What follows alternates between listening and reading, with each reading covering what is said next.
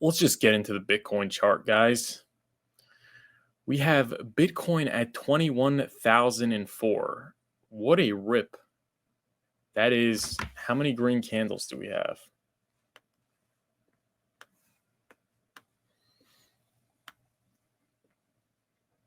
One, two, three, four, five, six. 6 in a row, then a pullback, and now we're green.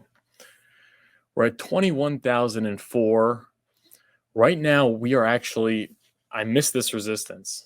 If you forgive me, we are at we're at a critical point of resistance right now for Bitcoin, right over here. This is really the point to watch right now. Lines are looking really neat. We could actually delete this one because this one is already broken. Okay, that's neat. Okay. So right now, Bitcoin is at a critical point of resistance. It has wicked down and rejected it maybe a little bit, but no confirmed rejection. So we like to see it get above 21,200 and consolidate above there and then head higher. But if it doesn't, then it may be headed lower. But if it breaks above this line of resistance,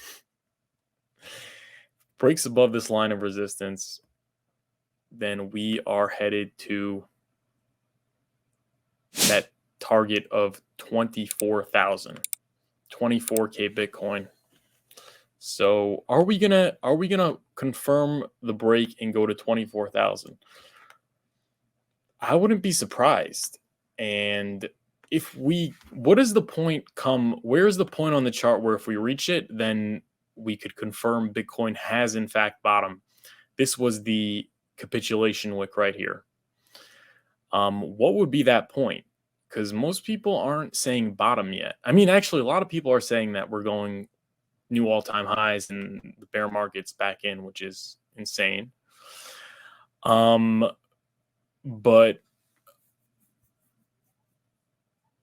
there's no way that's happening. Bottom, it's possible. Bottom is very possible, and I actually had a tweet about that, which we're going to see in a second. But I'm liking what I'm seeing. We just have to make it above this resistance and stay above it, and then maybe we could say if we hit 24,000 that we bottomed. Now, if you look at the last, so this is that would make this capitulation, right? That would make this wick down here, the capitulation, bottom, reversal, sideways consolidation. Go like this for a year, right? That would be the ideal situation. But if we just look over here,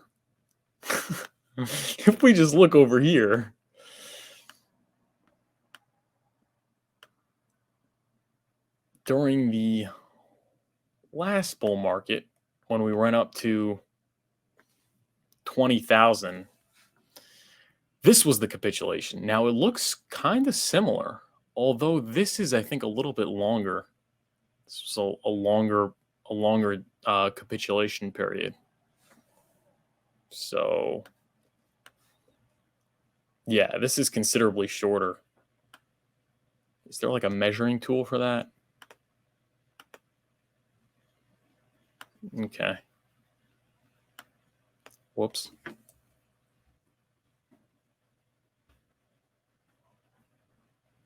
I'm becoming a pro with these tools.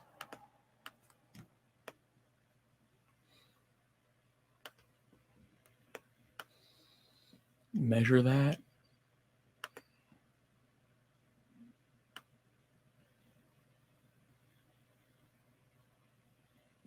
$67 days. 67 days. And what was this capitulation?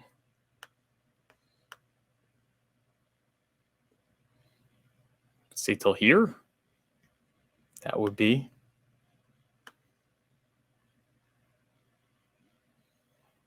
179 days.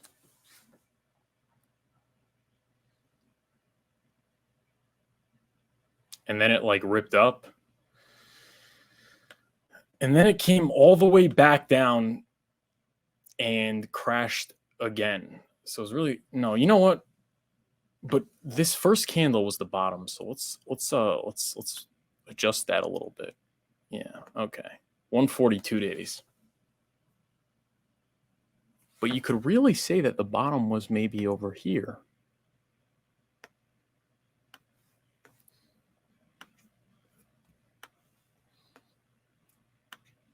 Yeah, we got to count from the...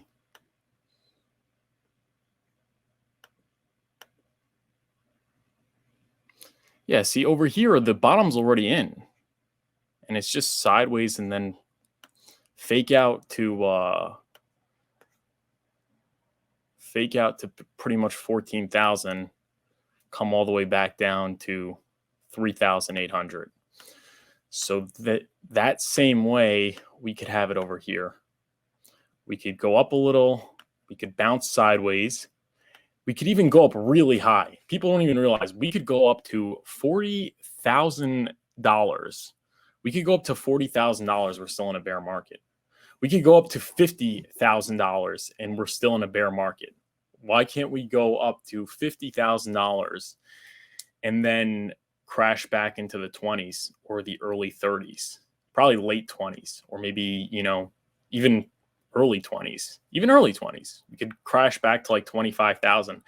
In fact, that would be par for the course in a bear market. So is it possible that the bottom is in? I think it's very possible. And furthermore, I wanted to just jump to a tweet that I said, because there's two things that are preventing the bottom, or preventing me from saying for sure bottom. One is digital currency group. I don't care about Tether and I don't care about Grayscale anymore, because people have been saying that. People have been saying that for years. People have been saying Tether and Grayscale were going to crash the market. It pretty much is like the par for the course. When everyone's bearish, it's Tether and Grayscale. It's not Grayscale, but it's Tether.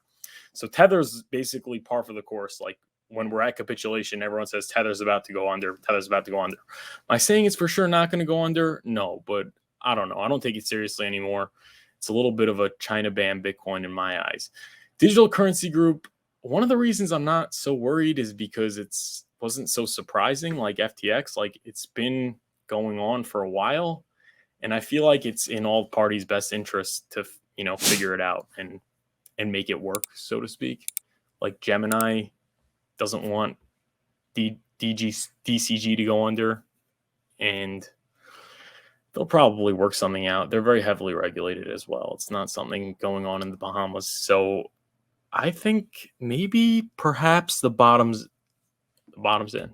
Perhaps maybe the bottom's in. But we won't know until we know, until we're at all-time highs. So I wouldn't be surprised, and I continue to dollar cost average. But the reason why I say this is because I actually tweeted this morning.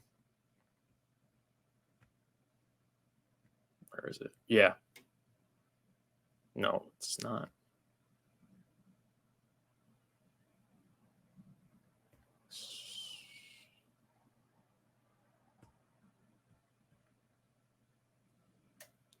Let's go to my Twitter. Are you following Furu Finance on Twitter?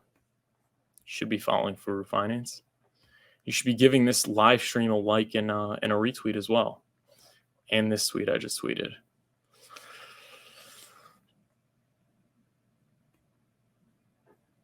Point is, yeah, here we go. 11K in prey was based on Bitcoin crashing 85% during the last bear market. The thing is, Bitcoin pumped considerably more last bull run.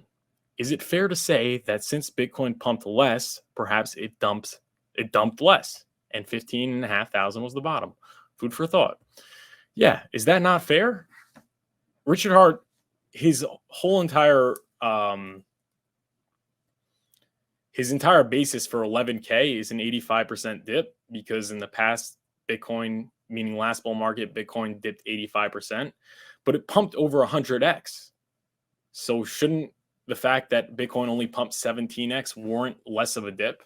Instead of dipping 85, it could have dipped 80. It's not that much less, but it's less. I think that's fair. I think it's fair, but who knows? I still think that Richard had it more right than anyone else, but does he have to be on the money? Does it have to be that Richard Hart said 11K, so it has to wick to 11K and then we're going back up again? I don't think so. And a good example of him not really being so correct was when he called the top at 64K and it went to 67K.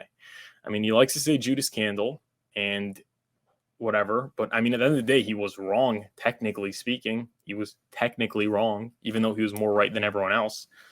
Pretty much everyone else was saying 100K, and he said it was going back to 11K. So he was the most right, and he's still awesome. But technically, it made a higher high. So again, in this case, he could be more right than everyone else, but still wrong. And what's the chances that he'd be exactly right on the bottom call? It's like very, very, very low. So, I mean, if it goes to 10K, he's wrong. Technically, goes to 12K, he's wrong.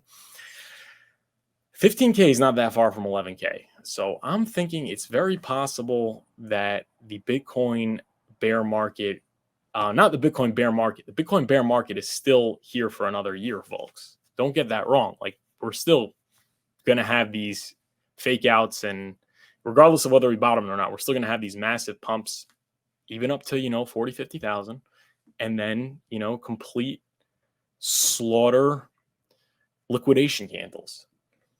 But that's not to say that the bottom's not in. The bottom could very well be in, especially considering inflation is coming down, which is huge. So inflation's coming down. They're saying the next rate hikes are going to be, and this is all speculation, guys, but people are saying 25 basis points. So we're maybe two more 25 basis point rate hikes before there's no more rate hikes. And I think that the markets will take that very bullishly. And I think probably a couple months after that, they're going to maybe lower the rate hikes, provided that inflation keeps coming down, which I think it will. And I talk about it in my newsletter. So you should be subscribed to the Furu Finance newsletter. Are you subscribed to the Furu Finance newsletter? You'd be hearing about inflation and things like that, things I don't talk about as frequently on the show. So let me link the Furu Finance newsletter in the description so you can subscribe to the Furu Finance newsletter and get more information. But is the market not pricing in? Is the market not pricing in the fact that inflation is going down and the Fed's probably going to take the rate hikes down? It would make sense that it is, but I don't know. We'll see the next CPI, but it's been going down a lot and probably a lot faster than people expected. We're at 6.5 now. Highest print was 9.1. So let's see. If the next one's like 4%, I don't know, man. It's looking good, but who knows? How sure are you in percentage? Good question. 46% sure. An Abyss machine. How much hex? Yeah, I'm going to tell you. I dollar cost average, and I keep staking. Okay, Noel. Great work, Furu. Love your show. Thank you. Hey, I never seen you here. Welcome to the show. I mean, welcome to the comment section. I hope you subscribe and like the video, and hope you become a patron. And let me just give a quick shout out to my patrons. My patrons support me. I got 2 patrons so far. Yesterday, I just met with one of them just because I'm supposed to have now it's a Zoom call. We're going to do a Sunday Zoom call instead of the show. Sunday Zoom call for patrons. But since we only have 2 patrons, I just met with one individually. The other one didn't have time, but I would have met with him individually as well. And we just talked about, we got him a staking ladder. We got him a hardware wallet. We talked about the pulsechain launch and things like that. But let me give a shout out. My patrons are Peter and Yinon. So shout out to them, and we appreciate them. And right now, if you're a patron, you get a free consultation. $100 value for free for $20 or $30. You just have to email me. Anyways, moving on. Links in the description.